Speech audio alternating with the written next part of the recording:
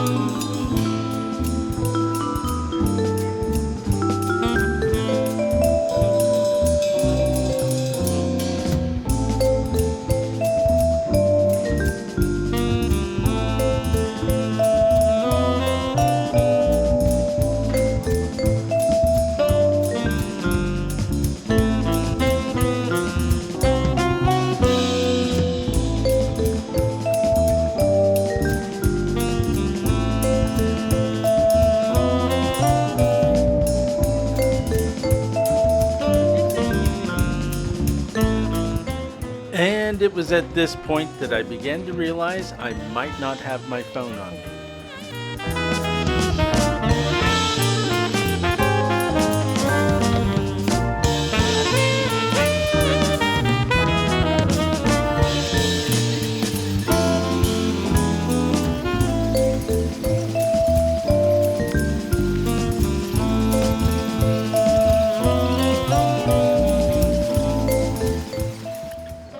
I am very grateful to this woman for finding it and turning it in.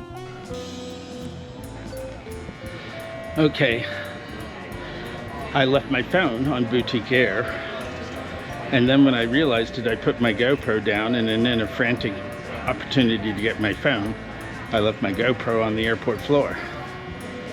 But I tend to be over-prepared for these moments. So my mother, who lives here, was helping me get between Boutique Air's terminal and the main terminal. She went and got my phone off the plane, and then I ran to Lost and Found and got my GoPro.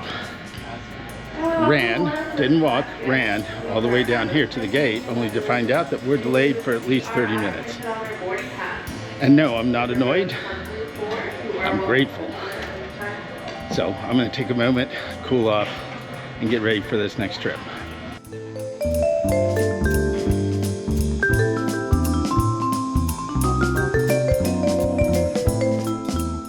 Our plane was being held in a delay because of a broken lavatory. Actually, it was a really clogged up lavatory, and I didn't really want to discuss it with the gate agent past that. After what seemed like a fairly long time, we managed to start getting boarded and get on the plane.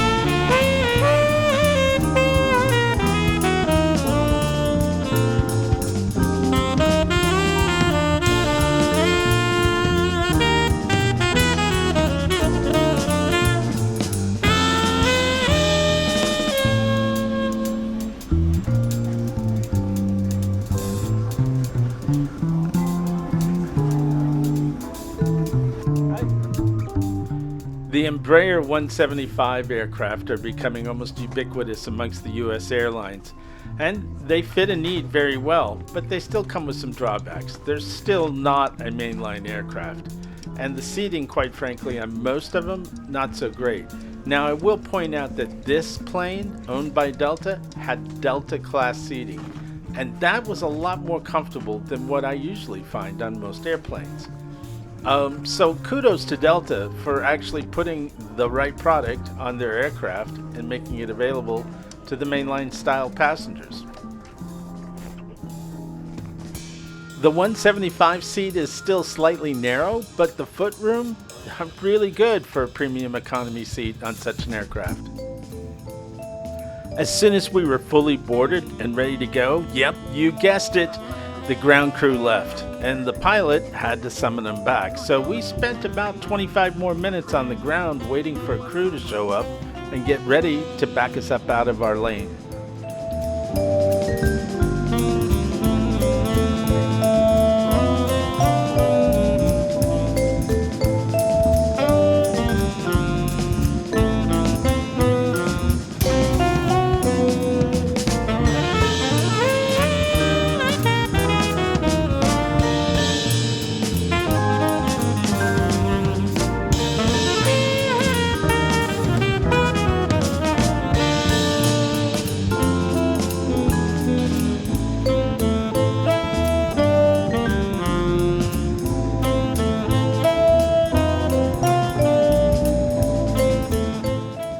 Taxiing out of our parking spot, it started to rain hard again. You can't really see it on our window, but it was getting heavier and the winds were gusty and not so great. I was hoping it might be better in Seattle, but this was the moment where I began to realize my next flight might not happen today.